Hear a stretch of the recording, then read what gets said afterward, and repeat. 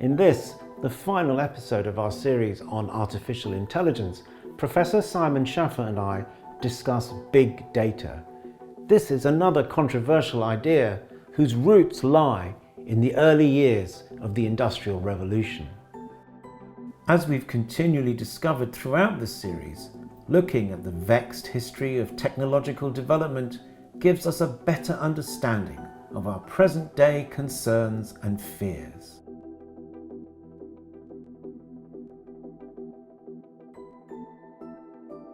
Data has a history, the word has a history, and it's actually instructive.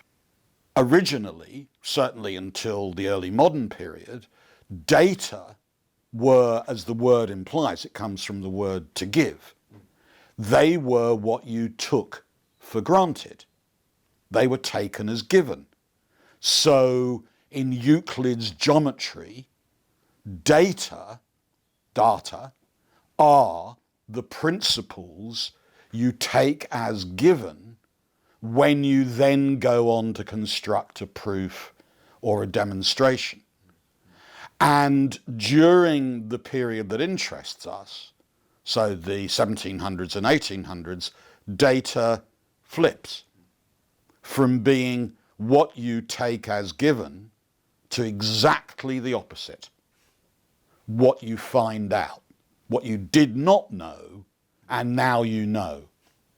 So the authority that had been associated with principles you cannot in fact demonstrate, but you must assume as given, becomes what you find out, what you investigate, what you accumulate. The analogy with capitalist accumulation is very suggestive. That data becomes goods. Data become commodities.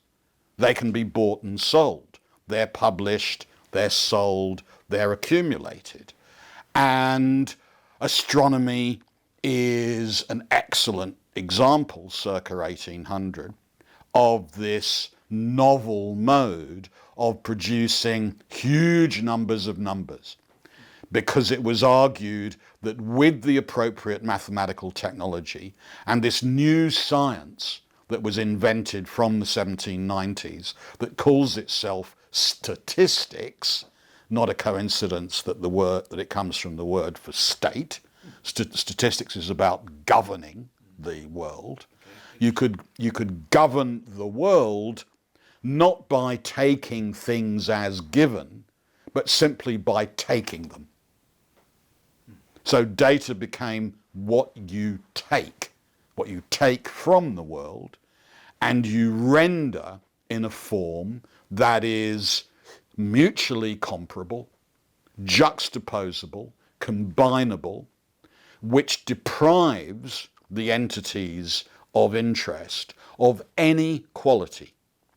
The aim was to manage a world by leaching out of that world anything that required qualitative judgment and replacing it by quantitative estimates. You see this wonderfully well, for example, in what happens, let's say, to trade books. So in the textile trade, there were dictionaries and gazetteers for people who sold cloth around Europe, which would list all the different kinds of cloth, and then next to it would be an account of what that kind of cloth is. Damask, denim, and so on. Cotton, linen, and so on and so on. In the early modern period, trade gazetteers for textiles have in each entry a very detailed qualitative account of what it's like, where the stuff is made, how it feels, what colour it is, the names and addresses of the best people who make it, and so on. And gradually what you see is that these trade gazetteers become data. So by 1800, a French trade gazetteer for textiles, instead of telling you denim is made like this in Nîmes and it feels like this, will have how much it weighs, for a given area and how much it costs and how long it takes to produce and what the average price is. So its qualities are all leached out and they're replaced by numbers that can be compared with other goods without which you could barely do that comparison. So the state of statistics and the givenness, the takenness, one might even say, of data is a technique for administration and management under a regime which is interested above all in extending its control by making everything mutually comparable. And in a way, just as there were massive and severe criticisms, protests and resistance to automation, so there was massive criticism, resistance to data. Writers like Thomas Carlyle, for example, simply denounce the transformation of the world on the one hand into machines and on the other hand into numbers. The best example, perhaps the most familiar example of this, is the opening of Hard Times by Dickens, in which Gradgrind, the Lancashire manufacturer, and his allies, Mr. Bounderby, insist that not just that data is necessary, which is bad enough, but that it's sufficient. Facts, sir. That is what I need. Facts. Define horse. Right? So everything qualitative in the world for writers like Dickens and Carlyle is being systematically abolished or rendered invisible, and it's being replaced by the regime of printed numbers. On the other hand, you could argue that the campaigns to replace the embodied, the unspoken, the inarticulable by the explicit, the public, the knowable and the comparable is a profoundly democratic maneuver. It's to get rid of the idea that inheritance and tradition and breeding and innate virtue are the qualities required to run the world, and that we should be precisely, and this is the key word, accountable. So the demand for transparency and accountability, the demand for what you might call a panoptic regime, both in economy and in politics, goes along with the victory of data. And I can see merit in both sides of that argument. Do you come down on one side or the other? In that, where would you, if you were around then, would you be with Dickens or with the number crunchers, with Gradgrind? Oh, I mean, Gradgrind is horrible, and Dickens evokes this figure with his characteristic imaginative genius, and Gradgrind is not a massive exaggeration in comparison to some of the mid-19th century apostles of printed numbers. Edwin Chadwick, Jeremy Bentham, Thomas Southwood Smith, and so on. On the other hand, the correct line here is data are great servants and terrible masters. Right. Okay. And as usual, and I think this is a disease that affects the whole debate on artificial intelligence and on the politics of intelligence, what one finds is that people make the mistaken inference in moving from necessity to sufficiency. It may well be true that in order to act, it's necessary to know what data informs you of. It's not sufficient. No. But the inference, necessity implies sufficiency, which is a logical error, is a very common political mistake. It's a mistake that every reductionist and every absolutist and every universalist makes.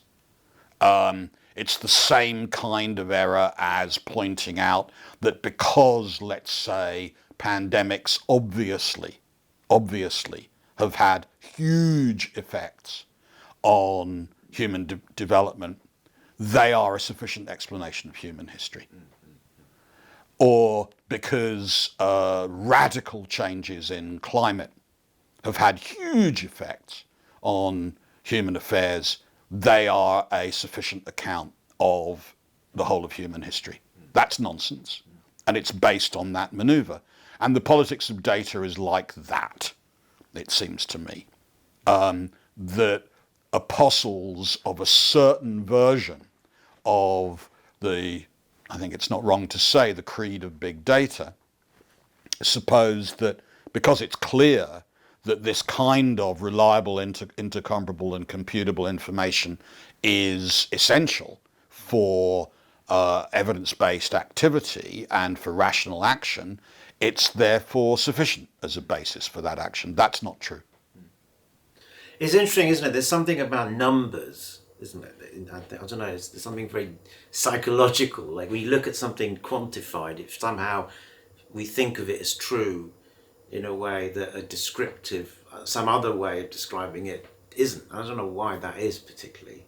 I think I want to say that faith in the authority of numbers is an historically produced creed. It's not a universal. There have been many groups of people and many societies and many cultures in which number is treated either with suspicion or with total uninterest. There have been societies in which enumeration is treated with great suspicion, including, if I may make so bold, the Bible, in which King David, for example, has his entire country visited with the plague because he decides to have a census, because that's to do something that you should not do. You are aspiring to the knowledge that only one agent has, and that's God. And God brings about a curse as a result.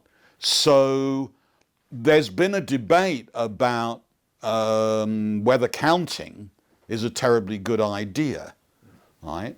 There are anthropological analyses of what's called the ritual origins of counting, in which you apparently have to offer some kind of sacrifice or compensation or gift in order then to carry out the work of enumeration, right? Similarly, there are cultures in which the overly precise, the overly numerate, the overly obsessed with number should be treated either with suspicion or indeed contempt. English literature has far more people in it who are damned for their faith in numbers than people who are praised for their faith in data. And that may be, I don't think this is true, it may be because writers of fiction are very often innumerate, but it is quite striking that someone as deeply concerned with counting as Dickens is also one of the greatest critics of the activity. Thank you for watching this series on artificial intelligence with Professor Simon Schaffer. If you would like to be notified when my next videos become available, please subscribe to this channel.